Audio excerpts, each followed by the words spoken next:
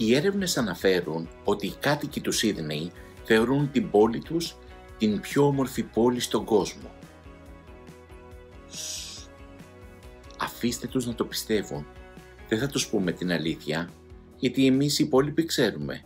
Σαν τη Χαλκιδική δεν υπάρχει.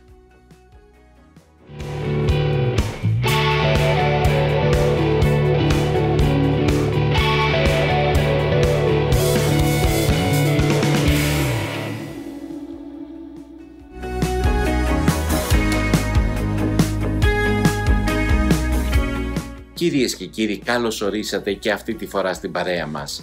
Παραμένουμε στο Σίδνεϊ της Αυστραλίας, που είναι η μεγαλύτερη πολυπληθέστερη πόλη σε αυτή την ήπειρο, περισσότερο από 5,5 εκατομμύρια κατοίκους. Κι όμως, ενώ είναι η μεγαλύτερη σε πληθυσμό πόλη στην Αυστραλία, δεν είναι και η πρωτεύουσα της υπήρου αυτής, αλλά η Καμπέρα, μια παράλληλη πόλη 3,5 ώρες μακριά από το Σίδνεϊ. Το Σίδνεϊ δεν έχει τόσο μεγάλη ιστορία, αν και ακούγεται και στις μέρες μας και έχει μεγάλη απήχηση σαν πόλη, διότι η ιστορία της ξεκινάει κάτι περισσότερο από 200 χρόνια. Το 1770 ο Άγγλος εξερευνητής Captain Cook πέρασε από τα στενά από το φυσικό λιμάνι στο Σίδνεϊ, αν και δεν κατάφερε να το εξερευνήσει όλο. Και 18 χρόνια αργότερα ο κυβερνήτης Arthur Phillip έφερε κατάδικους από την Αγγλία στον τόπο αυτό και αυτός ουσιαστικά ήταν ο πρώτος ο οποίος εξερεύνησε αυτό το φυσικό λιμάνι, αυτή την φυσική ομορφιά εδώ στο Σίδνεϊ. Όταν έγραψε πίσω στον δικό του υπουργό των εσωτερικών της Αγγλίας, που ήταν ο Λόρδος Σίδνεϊ, εκείνος του απάντησε να κατοικήσει εκεί, να αφήσει τους κατάδικους, και γι' αυτό το λόγο η περιοχή, η πόλη αυτή, πήρε το όνομα του Λόρδου Υπουργού Εσωτερικών της Αγγλίας, του Σίδνεϊ. Ουσιαστικά η πόλη αυτή παίρνει ζωή από το 1851, όπου αρχίζουν μετανάστες από την Ευρώπη να έρχονται και από την Ασία αργότερα να έρχονται να κατοικούν σε αυτή την πόλη, και στις αρχές του 20ου αιώνα παίρνει μεγάλες διαστάσεις σαν πόλη, αφού από λίγες χιλιάδες φτάνει σχεδόν το 1 εκατομμύριο στις αρχές του 20ου αιώνα, οπότε η φήμη και η δόξα και η φυσική ομορφιά, αφού είναι το δεύτερο μεγαλύτερο φυσικό λιμάνι στον κόσμο, δίνει αξία στην περιοχή και φέρνει πλούτο σε αυτή την πόλη. Το Σίδνεϊ ακόμα και σήμερα έχει πολλές ομορφιές και λίγες από αυτές θα δούμε αμέσως τώρα.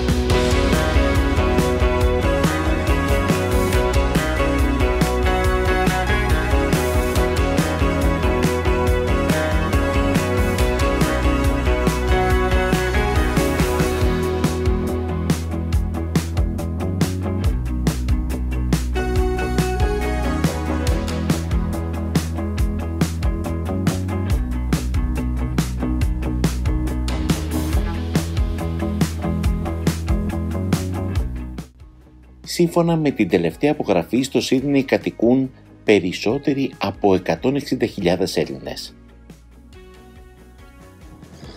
Από το χειμωνιάτικο Σίδνεϊ, την καρδιά της Αυστραλίας, να είστε όλοι καλά. Η Παναγιά Αντάμα.